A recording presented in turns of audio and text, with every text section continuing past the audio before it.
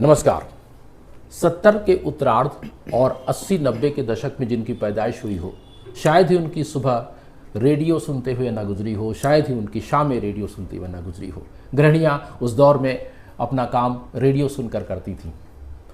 उस दौर में एक आवाज़, एक सुनहरी आवाज़, एक मधुर आवाज़ अक्सर आपको सुनाई पड़ती थी और सौभाग्य से उस आवाज़ के स्वामी आज हमारे साथ हैं, एम ए रहीम साहब।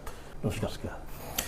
कहाँ से शुरू करूँ, क्योंकि जो कुछ मैंने बोलना सीखा है, आपने ना जाने उस दौर में कितने लोगों को बोलना सिखाया है माइक्रोफोन पर, उनमें से एक मैं भी हूँ। तो थोड़ा सा मैं नर्वस हूँ और अपनी जो बातें हैं, बड़े दिनों से तमन्ना थी। मेरे जो कुछ कलीग हैं या उस दौर के लोग हैं, अक्सर वो कहते थे कि रहीम साहब से एक मुलाकात करवाएं। जी, मैं ये कहना चाह रहा था कि आपके बारे में मैंने पढ़ा कि 1959 में बस्तर हाई स्कूल से आपने मैट्रिक की परीक्षा पास की और 59 में उसके बाद फिर आप इस तरह से चलता रहा जीवन और फिर आकाशवाणी से जुड़े, रंगकर्म से भी आप जुड़े हुए थे। एक लंबा सफ़र आपने तय किया। जी, मैं शुरू से सवाल करना चाहता हूं कि उस दौर का बस्तर कैसा था 59 के दरम्यान? बस्तर देखिए अपने आप में प्राकृतिक सौंदर्य का बहुत धनी माना जाता रहा है। जी। आज भी है। कुछ जंगल कम हो गए हैं, शहरीकरण ज़्यादा हुआ है तो कंक्रीट के जंगल ज़्यादा हो गए हैं। जी, हरियाली कम हो गई है। लेकिन अंदरूनी इलाकों में आप जाएं तो आज भी बस्तर हरा भरा है। यहाँ का प्राकृतिक सौंदर्य, यहाँ के झरने, यहाँ के पहाड़, यहाँ के लोग, यहाँ उन लोगों का, आदिवासियों का, वनवासियों का जनजीवन आज भी अनूठा और बहुत सुंदर है, बहुत आकर्षक लगता है अपने को।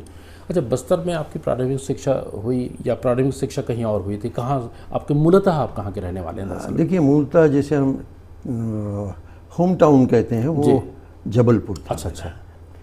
और पापा फॉरेस्ट में थे, फॉरेस्ट रेंजर हुआ करते थे। जी। ट्रांसफ़र होता था हर 2-3 साल में। जी। मेरी सन 42 की पैदाइश है और 52 या 53 में पापा बीजापुर आए। अच्छा, बीजापुर में दक्षिण बस्तर। ये 52-53 की बात है। आप 59 की बात कर रहे हैं, मैं आपको 8 साल 10 साल पीछे ले जा रहा हूँ। तो चूंकि ट्रांसफरेबल जॉब था पापा का, तो हम लोगों को पढ़ाई के लिए जबलपुर में ही पढ़ना पड़ता। तो शुरू की जो एजुकेशन है, शुरू की जिसमें कॉन्वेंट होगा और पहली, दूसरी, तीसरी, चौथी, 5वीं, ये हमारी जबलपुर में हुई। उन दिनों बीजापुर से जगदलपुर आना अपने आप में एक बहुत मशक्क़त की बात हुई। अच्छा, आवागमन के साधन नहीं थे? आवागमन के साधन नहीं थे, सड़कें अच्छी नहीं थी। आज हम जो 3 घंटे में या 4 घंटे में पहुंच जाते हैं, तब 7-8 घंटे होते थे, वो भी कुछ तय नहीं होता था। अच्छा। और बारिश बस्तर में तो ऐसी थी कि पहले 30-35 डिग्री टेम्परेचर हुआ और पानी गिर जाता था बस्तर में। अब तो 40 तक जाता है। और उस वक्त तो ठंडा था बस्तर। अच्छा। बहुत सुखद सुरम्य जिसको हम बोलते हैं उस वक्त। तो वहाँ से जब छुट्टियों के बाद हमको जबलपुर जाना होता था, तो आपको बताऊं कि बीजापुर से हम बैलगाड़ी से निकला करते थे और वहाँ एक मरी नदी है रास्ते में, उस पर पुल नहीं हुआ करता था। तो वहाँ से बैलगाड़ी से आते थे, फिर नावों को 2-3 नावों को बांधकर उनमें बैल और बैलगाड़ी उसको क्रॉस करवाते थे। अच्छा। मतलब ये हालत थी कि बैलगाड़ी से आपको चलना होता था। अच्छा। और चूंकि सुबह बस पकड़नी है तो होता था उसूर तक आके या कहीं आके हॉल्ट करते थे रात को निकल के, और सुबह निकल के बस तक पहुँचते थे। बीजापुर के बाद पापा दंतेवाड़ा आए। जी। दंतेवाड़ा भी उन दिनों 6-7 घंटे का रास्ता था। तो पापा रिटायर हुए 54-55 में। अच्छा। दंतेवाड़ा से हुए तो पापा यहाँ सेटल हो गए। तो यूँ समझिए कि 55 में हमने 8वीं कक्षा में बस्तर हाई स्कूल में एडमिशन लिया। अच्छा, बस्तर हाई स्कूल आज 100 साल का होने जा रहा है। जी। आप उसके छात्र रहे हैं।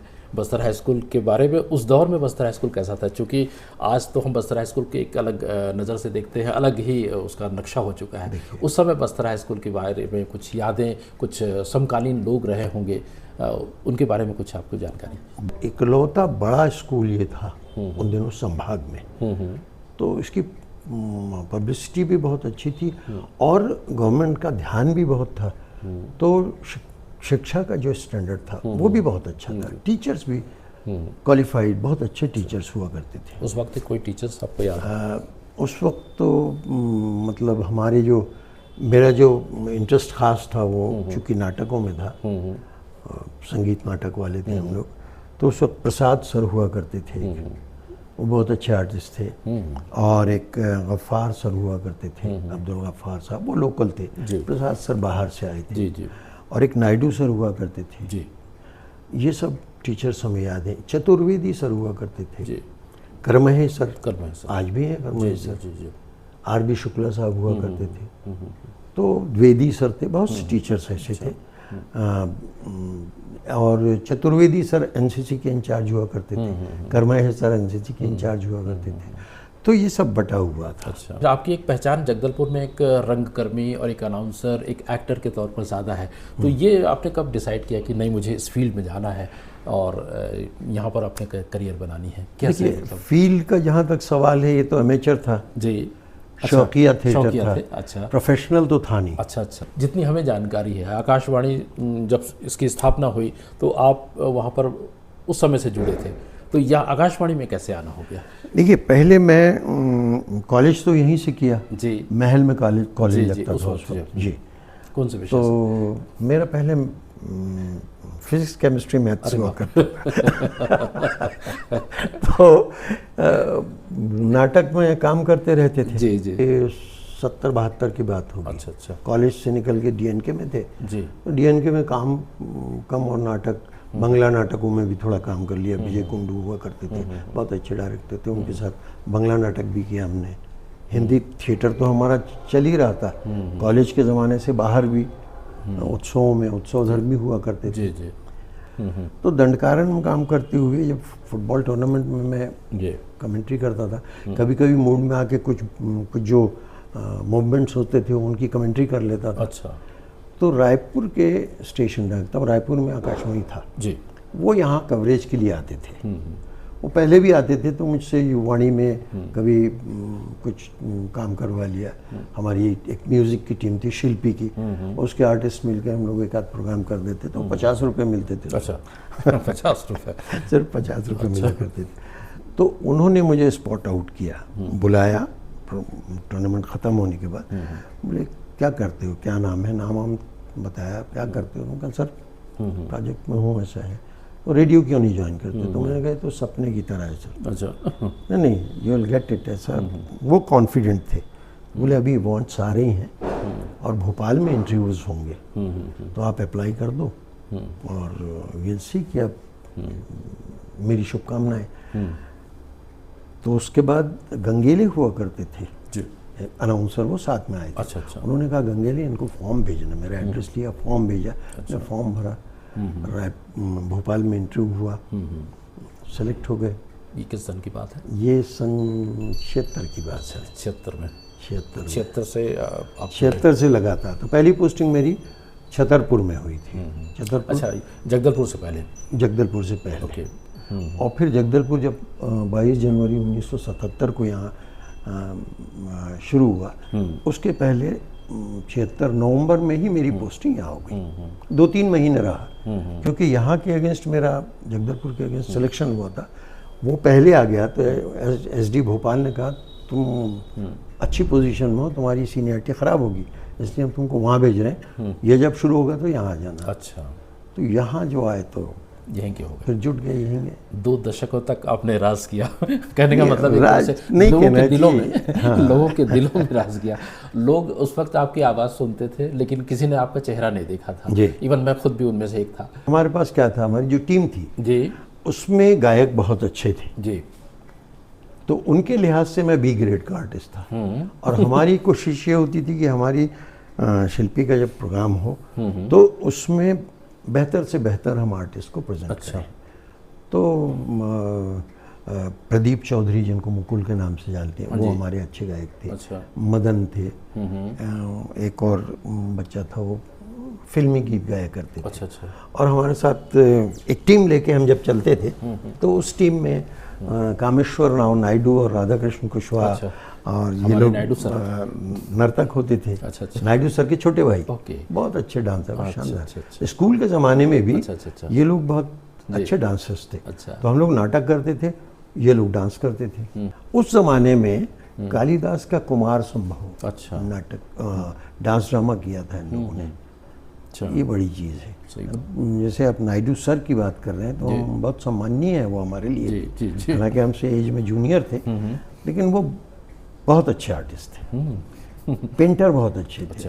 तो वो हमारा मेकअप करते थे और हम लोग फीमेल रोल किया करते। अच्छा, आप लोग मैं फीमेल रोल करता। अच्छा, तो मतलब मेल आर्टिस्ट नहीं मिलते थे? मेल आर्टिस्ट का सवाल ही नहीं, क्योंकि फीमेल आर्टिस्ट नहीं हाँ, फीमेल आर्टिस्ट तो हुआ ही नहीं करते थे उस वक्त। हम लोग भीमराज दुग्गड़, अच्छा, गौरी शंकर सोनी, ये फीमेल आर्टिस्ट फीमेल रोल करते थे। और बाद में ये हुआ कि होता है गर्ल्स भी अपने स्कूल जा रही हैं, हम लोग आ रहे हैं, तो अरे ये वही लड़का है ये जो कल लड़की बना था।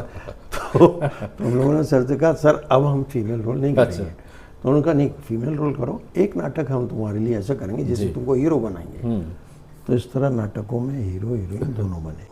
सबसे ज़्यादा महत्वपूर्ण रोल आज जो मेरी पत्नी है कल्पना चौधरी, उनको पुतुल मैडम के नाम से जानते हैं, इन लोगों ने हमको रिप्लेस किया। अच्छा। तो ये जुड़ी, फिर मीरा राय चौधरी जुड़ी, उनकी सिस्टर्स जुड़ी, मणिकुंतला बोस ने हमारे साथ एक दो नाटक किए।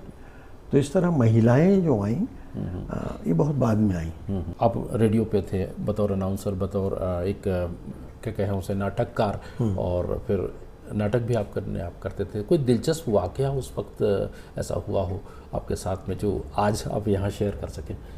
चूँकि मैं अनाउंसर, बेसिकली तो अनाउंसर था जी, लेकिन चूँकि थिएटर का ज्ञान था और उसकी वजह से मुझे ऑफिसर्स ने नाटक सेक्शन में डाल दिया था। अच्छा। प्रतिबिंब करके कॉमेडी वो दिया गया था। जी जी। अच्छा। कॉमेडी ऐसा नहीं था, वो मतलब सीरियो कॉमिक था। ओके। उसका ये था कि एक जुम्मन चचा है कैरेक्टर, जी जी जी। यो मोहल्ले का या उस कस्बे के किसी इलाके का एक बहुत माननीय बुजुर्ग है जो किसी को भी इंटरफियर कर सकता है, किसी को भी समझा सकता है, डांट। आज तो बुजुर्ग डांट नहीं सकते, बिल्कुल।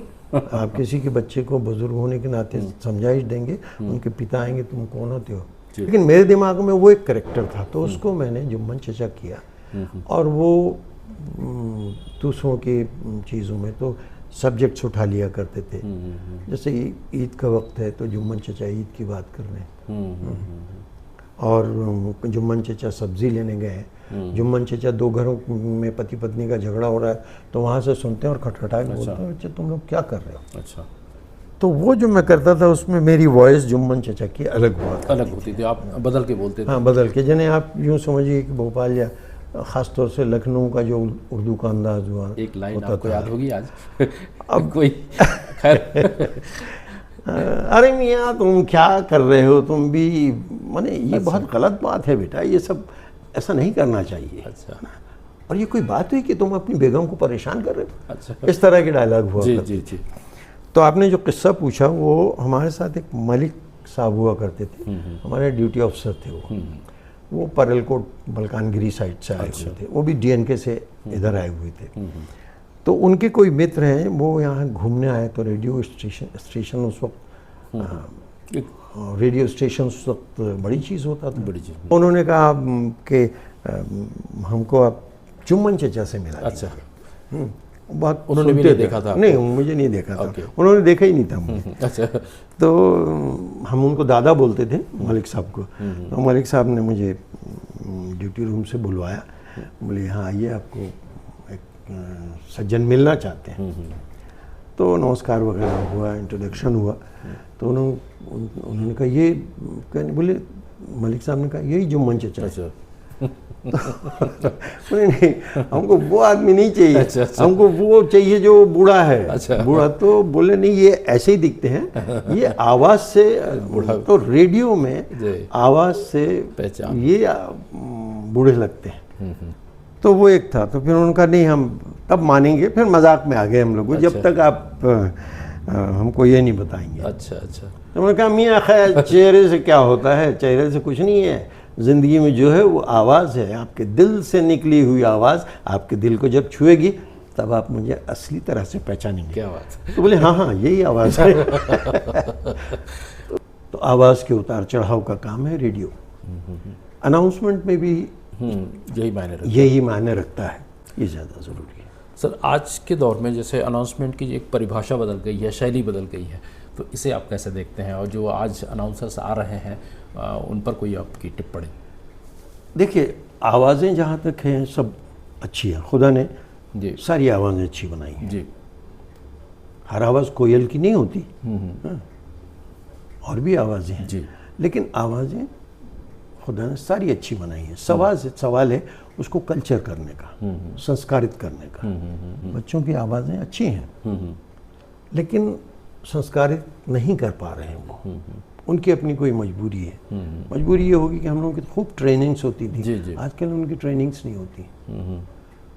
तो और आसपास जो भाषा चल रही है जी जो लैंग्वेज, आज सबसे बड़ी मुश्किल है हिंदी की मुश्किल ये है कि 10 तरफ की भाषाएं नहीं, टीवी चैनल से आ रही हैं, रेडियो से तो आ ही रही हैं, लेकिन आकाशवाणी का अपना जो एक गरिमा थी, जी। एक स्टैंडर्ड था। हमारी स्क्रिप्ट वेट होती थी।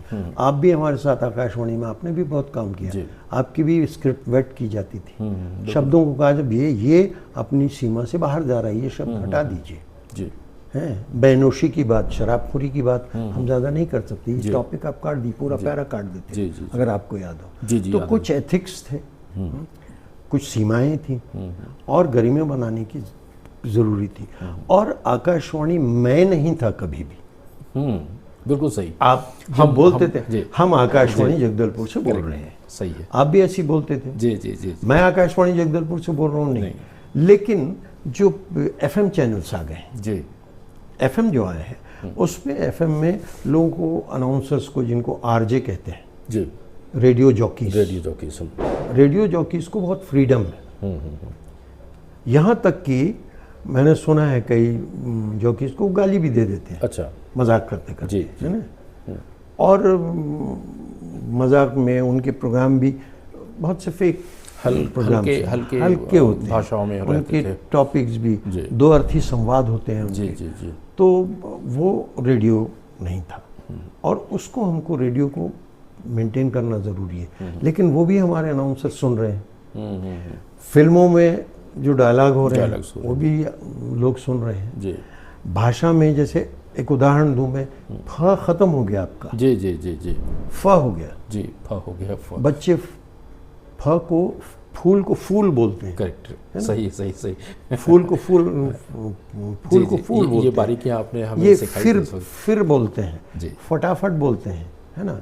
और एक क्या है, कन्फ्यूजन है भाषा का जी। ये बम्बई से आया है जी जी जी, बम्बई का लैंग्वेज है, क्या बाबा क्या कर रहे तुम, तो वो एक लहजा इन लोगों ने कई ने पकड़ रखा है जी जी जी। तो ये ज़रूरी नहीं है कि बड़े स्टेशन के लोग बहुत अच्छा बोलते हो जी। तो भाषा में फ़र्क गायब हो गया, अच्छा और जाके उच्चारण में फ़र्क आ गया जी जी। चॉइस का च हो गया, ज हो गया, तो ये हमारे उच्चारण दोष शुरू हो गए। फिर पहले ये होता था कि अगर आपको हमने समझाया कि देखो उपेंद्र ये ऐसा नहीं भैया, इस शब्द को इस तरह से आप बोलो, तो आप उसको ग्रेसफुली एक्सेप्ट करते थे। अभी बच्चे एक्सेप्ट नहीं करते, ख्याल बोलेंगे, शीन काफ जिसको हम बोलते हैं, का खा गा जी, ये उच्चारण बहुत कम आपको मिलेंगे। तो अब जब आप उर्दू के बगैर या शायरी के बगैर बहुत से प्रोग्राम नहीं कर पाते हैं। बिल्कुल, बिल्कुल। फिल्म म्यूजिक अगर आप प्रेजेंट कर रहे हैं जी जी जी, है ना, तो आपको उर्दू के शेर, हिंदी में भी बहुत अच्छी पंक्तियां हैं जी जी, तो मैं तो यूज़ करता था, मैं हिंदी की पंक्तियां भी अच्छी लेता था, उर्दू के शेर। तो एक ज़रूरी है कि उर्दू के कुछ शब्द आएंगे जी। आपके उस दौर के कुछ शिष्य हैं जो आपके लिए बहुत अच्छा ख्याल रखते हैं शायद मैं सही उच्चारण कर रहा हूँ, तो उनमें से कुछ है जो आपके बारे में कुछ कह रहे हैं, सुन लेते हैं। अच्छा सर, प्रणाम। सर, मुझे ये कहना है कि मैं बहुत ही सौभाग्यशाली रही हूँ कि मैं आपके दौर में आपके साथ काम कर चुकी हूँ और आप मेरे गुरु रहे हैं और आपका मार्गदर्शन मुझे आज तक मिलता रहा है। हमने आपसे सीखा है समय की पाबंदी, अनुशासन और अदब। आपने हमें ये बताया है कि एक अच्छा अनाउंसर, एक अच्छा उद्घोषक को कैसा होना चाहिए, बोलने की स्पीड क्या होनी चाहिए, मॉड्यूलेशन कैसा होना चाहिए, स्क्रिप्ट कैसे लिखा जाना चाहिए, उच्चारण, बहुत सारी ऐसी बातें हैं, बहुत सारी बारीकियां हैं आपने हमें सिखाया है और आपका मार्गदर्शन हमें आज भी मिल रहा है और आगे भी मिलता रहेगा। नमस्कार सर।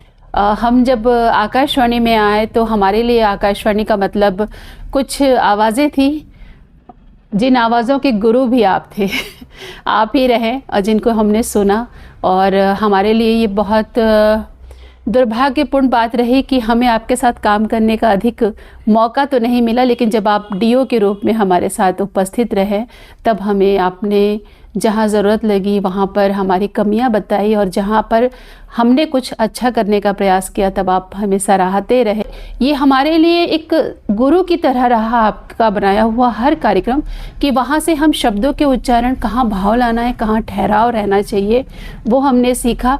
हम आज भी दूसरा रहीम तो कहीं खड़ा नहीं कर सकते, लेकिन हमारी कोशिश रहती है कि हम आपके पद चिन्हों पे चलते हुए इतना आकाशवाणी का मान बनाए रखें, जिस आकाशवाणी को आपने इतने प्यार से, इतने सम्मान के साथ सहज कर यहाँ तक खड़ा किया है। ये थे आपके जो शागिर्द, वो कह रहे थे आपके बारे में बहुत सारी चीज़ें। सर, आपका एक लंबा अनुभव रहा है थिएटर को लेकर के, अनाउंसमेंट को लेकर के, किस तरह के रिकग्निशन आपको मिले हैं इस दौरान? शुरू में मैत्री संघ में बहुत सारे नाटक किए, बांग्ला हिंदी नाटक किए, फिर अपनी संस्था बनाई सर्जना, उसमें बहुत सारे नाटक किए, और ऐसे नाटक किए जैसे महाभोज नाटक जो महानगरों में हुआ करता था। Thank you mister glad, Anil Barve का नाटक, बड़े बैनर का नाटक है। हरिशंकर परसाई जी की कहानी है जो बड़ी बड़ी वाली कहानी है, रानी नागफनी की कहानी, उस पर हमने नाटक किया। कैंप, ये सब बड़े बड़े नाटक किए। और बस्तर का परब जो था, अच्छा, नृत्य जो परब नृत्य, जी जी जी, पहली बार बस्तर से बाहर अगर किसी ने उसको प्रस्तुत किया था मंच पर, अच्छा, तो वो था जगदलपुर का गवर्नमेंट डिग्री कॉलेज। अच्छा। और फिर आधे हमारे और आधे सागर यूनिवर्सिटी के लोग मिलकर, वो अलग बात है, वो मिलकर उसका दिल्ली में भी प्रदर्शन हुआ, वहाँ पर भी वो पुरस्कृत होता था। हमारा नाटक रूपक वहाँ भी प्रस्तुत हुआ। इन संस्थाओं में रहते हुए बहुत से सम्मान लिए, रोटरी ने दिया इस सारे नाटकों को। एक नाटक जो मैंने गुंडाधूर पे किया था, जोगी जी उस वक्त वो थे, मुख्यमंत्री थे उस ज़माने में। हमर राज हमर सुराज 15 अगस्त की पूर्व संध्या पर, अर्थात 2001 की बात होगी, है ना। तो हमने वो गुंडाधूर पर आधारित नाटक किया था, बस्तर बूमकाल। वो बहुत चर्चित नाटक रहा। अच्छा। तो उसे भी पुरस्कृत किया गया था। रेडियो में रहते हुए हमने नाटक किया, उसमें thank you twinkle twinkle little star, उसको मेरिट सर्टिफिकेट मिला। अच्छा। मेरी प्रस्तुति थी। अच्छा। सुभाष पांडे ने नाट पर रिसर्च किया था। अच्छा। मेरा भी रिसर्च था उस पर। बस्तर का जो फोक थिएटर है, थिएटर से जुड़ी हुई चीज़ थी, तो अपना नशा था वो। तो बस्तर का जो नाट है वो बस उसको भतरी नाट कहते हैं। भतरी नाट नहीं, बस्तर का नाट है, भतरी में होता है। भतरी में भी नहीं होता वो उड़िया मिश्रित भतरी में होता है। उस पर हमने जो किया था 97 में, उसको प्रथम पुरस्कार, राष्ट्रीय पुरस्कार मिला था आकाशवाणी वार्षिक पुरस्कार प्रतियोगिता में। उसके अलावा और भी नाटक मेरे थे, उनको स्टेट लेवल पे रिकग्निशन मिला था। एक पाषाण संगीत एक रूपक किया था हम लोगों ने। कुटुम सर की गुफाओं के अंदर एक गुफा है जहाँ पे पत्थरों को बजाओ तो उस वक्त हेमनारायण पात्रो हमारे स्टेशन डायरेक्टर थे, उनकी मेहनत से उनके प्रोडक्शन में मैं सहयोगी था उसमें। फिर हुआ ये कि आकाशवाणी से रिटायर होने के बाद यहाँ शशांक दूरदर्शन में स्टेशन डायरेक्टर थे, जो हमारे साथ काम कर चुके थे आकाशवाणी में। उन्होंने मुझे दूरदर्शन में बुला लिया। अच्छा, तो आपने आकाशवाणी से दूरदर्शन शिफ्ट किया? छोड़ने के कुछ दिन बाद मैं दूरदर्शन ज्वाइन कर लिया मैंने, और 9 साल में यही काम जो रेडियो पर यहाँ की कला संस्कृति पर था, वो काम हमने वहाँ विजुअल में किया। तो मेरे प्रोडक्शंस बहुत जातियों पर, यहाँ की कला पर, शिल्प पर, उनकी जीवन शैली पर, और दक्षिण से लेके अबूझ माड़ तक मैंने कवर किया उसमें। अच्छा। रेडियो में रहते हुए भी किया और उस टीवी में। आज आप 84 के हैं जहाँ तक मुझे हाँ, जानकारी 84 में मैंने 2-3 महीने बच्चे हैं, अच्छा, हो जाऊंगा। और स्वागत कर रहा हूँ मैं उस दिन का। क्या है फिटनेस का राज सर? आई मीन आज आप लगते नहीं है 84 के। लगता नहीं, तो कुदरत की बात है जी, बाकी कुछ तो ऐसा कुछ व्यायाम, कुछ डाइट वगैरह ऐसा कुछ? व्यायाम तो मुझे ऐसे याद नहीं कि व्यायाम के लिए कुछ अलग से कुछ किया हो। शुरू में जब घुटनों में तकलीफ नहीं थी तो दौड़ लिया करते थे, तो अच्छा, सुबह उठ के कॉलोनी में रहते थे, पैदल चल लिया करते थे। यहाँ भी अब ज़रा मुश्किल हो रहा है जी। तो अभी दिनचर्या आपकी कैसी है? दिनचर्या दिन भर घर में है, और साहित्यिक कार्यक्रमों में अगर किसी ने बुला लिया तो उधर चले गए। क्योंकि मेरी मिसेस को 2010 में पैरालिसिस हुआ, तो मैंने दूरदर्शन छोड़ दिया। संभव नहीं था, वहाँ बहुत समय लगता था, और प्रोड्यूसर की एक जिम्मेदारी अलग होती है। जी जी। 6 महीने के करीब घर में रहा मैं। फिर आकाशवाणी ने मुझे दोबारा एंगेज कर लिया। तो लॉकडाउन तक, लॉकडाउन 80 साल की उम्र तक मैंने अच्छा काम किया।